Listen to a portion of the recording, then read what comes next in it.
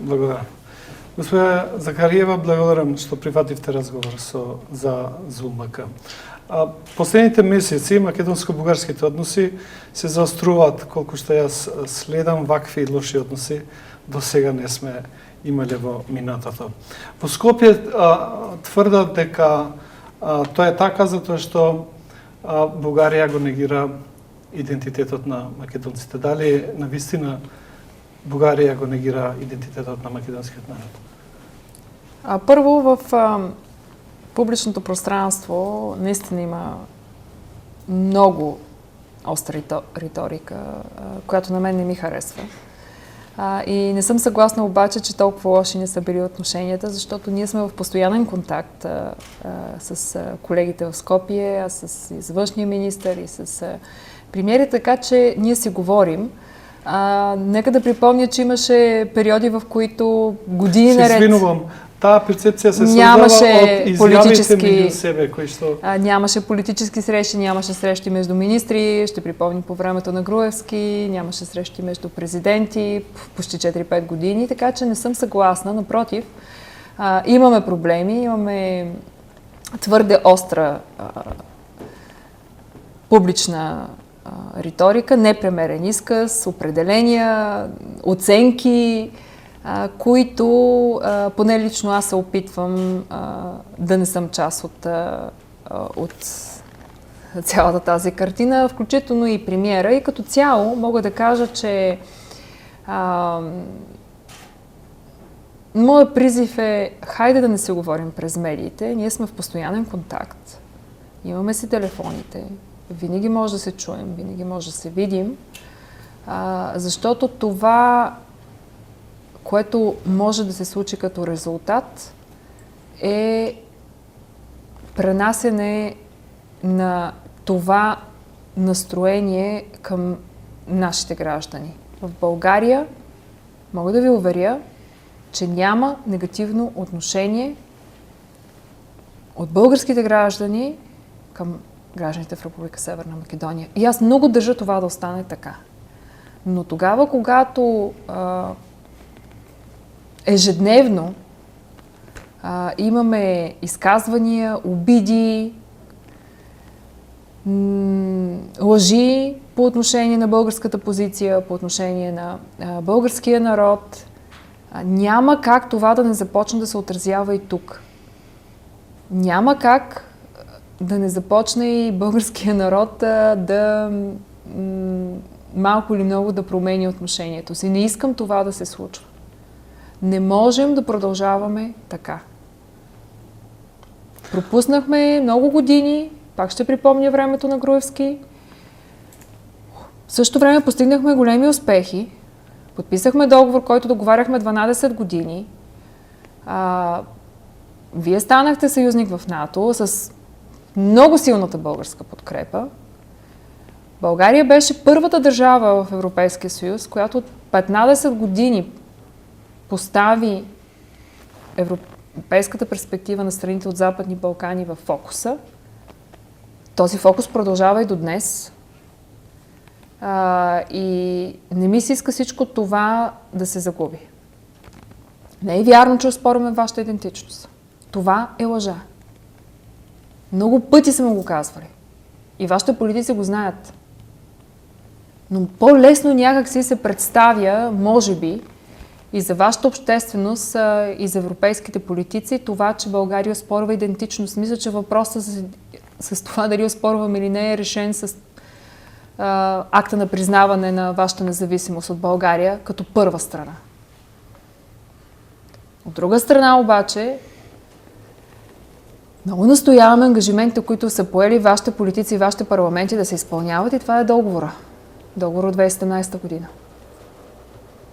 Много държим да престане насаждането на омраза към България и българите поколение след поколение. Много държим това да престане. Не е нормално от 21 век това да се случва. Не е нормално от 21 век да се печелят избори с единствена програма омраза и отричане на някоя съседна държава. Това в България не се случва. И много се радвам, че е така. спомнавте договорот кој што беше подпишан и вие лично имате придонес за тоа што вие го подпишавте од булгарска страна договорот. Зошто не се спроведе тој договор? Подписаха го двамата премиери, двата парламента го ратифицираха. Разбира се, че преговорите са водили основно от Министерството на външните работи, от министрите, поредица от министри с различни успехи, понякога с дълги застои са водили тези преговори и затова казвам, че постигнахме успех с подписването на този договор. Защо не се изпълнява? Забелязахме постепенно отстъпление от ангажиментите по договора веднага след като станахте съюзник в НАТО.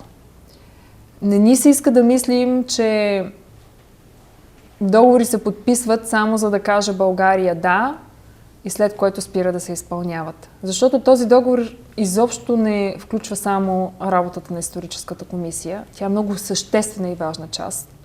Ние не случайно я създадахме тази комисия, за да оставим историята на историците, не на политиците. И тогава, когато едностранно се спира работата на тази комисия от ваша страна, с аргумент, че предстоят избори, ние няма как да приемем това. Не може да се спира работата на професионална историческа комисия, която има ясен мандат по договора, ясни ангажименти от двете страни по договора, защото идват избори. И това беше целта на нея.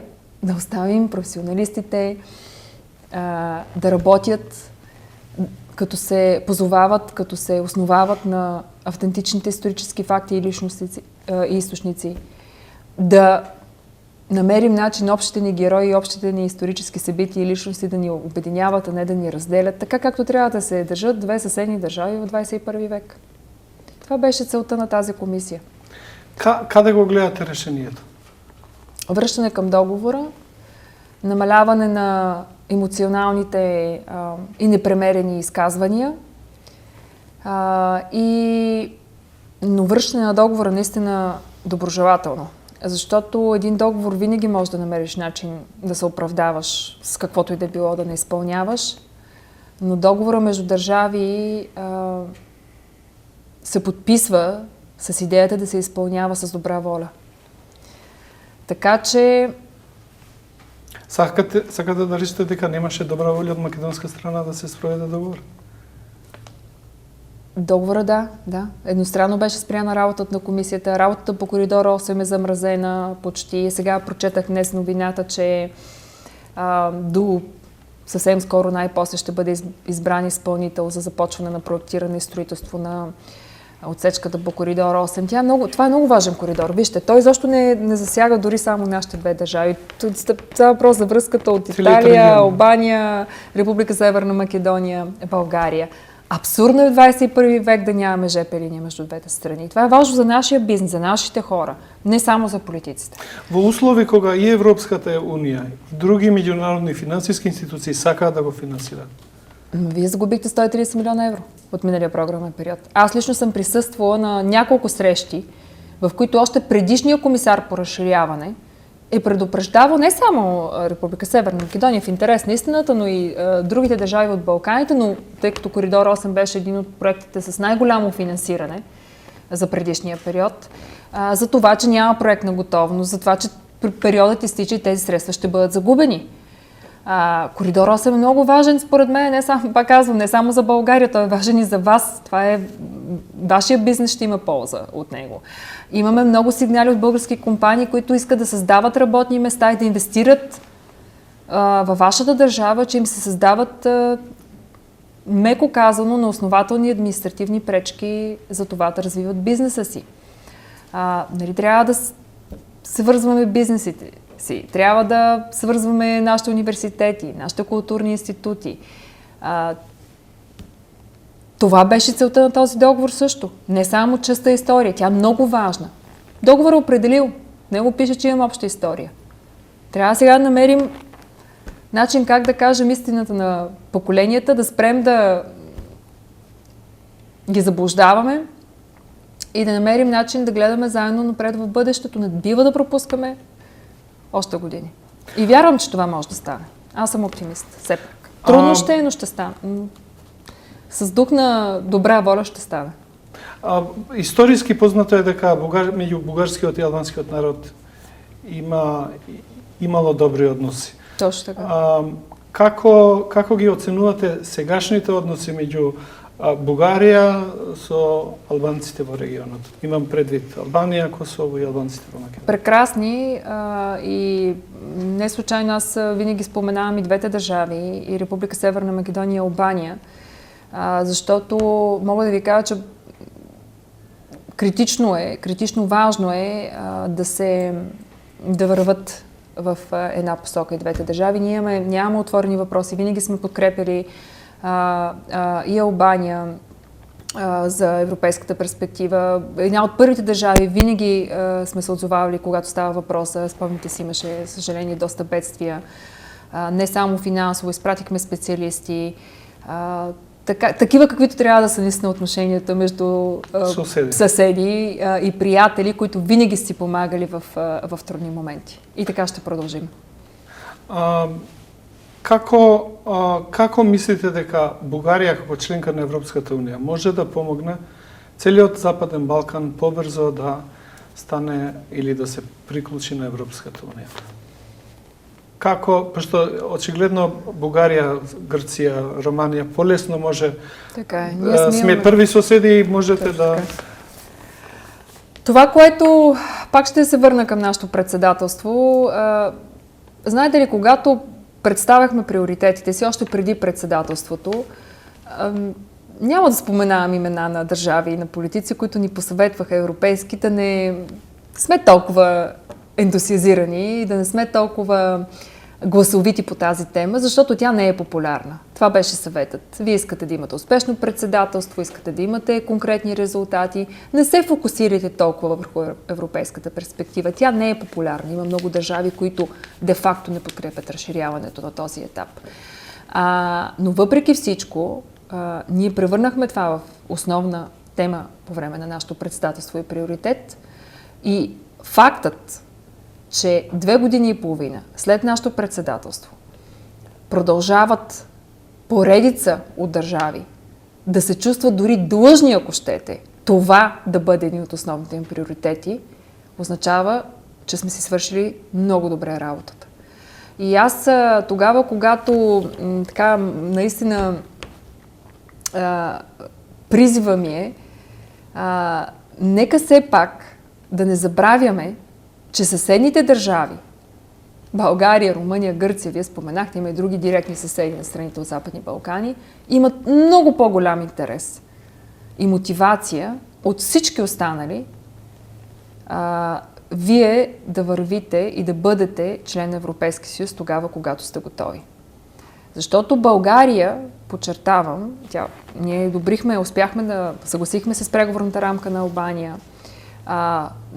по време на нашето председателство, когато имаше огромен натиск да се разделят Република Северна Македония и Албания, защото Албания не била толкова готова, повярвайте, аз казах, не, това няма да стане. Ние положихме всички усилия, за да може решението на съвета за разширяване да има текст и то почти същия като за Република Северна Македония и за Албания. Така че искаме всички държави от страните от Западни Балкани, тогава, когато са готови, да станат членове на Европейския съюз. Но за това има условия. Това не се случва с декларации по медиите, с обостряне на отношенията към съседите си. То става малко като крадеца казва дръжте крадеца. Ние сме отричали правото на вашата идентичност, а същото време това, което нас не тревожи, е, че се отрича правото на самоопределяне на хората с българско самосъзнание там и те все още са подложени на тежка дискриминация. Дори и на публични заплахи за саморазправа. Това трябва да престане. Господин Захариева, благодарам на разговора. И аз ви благодаря.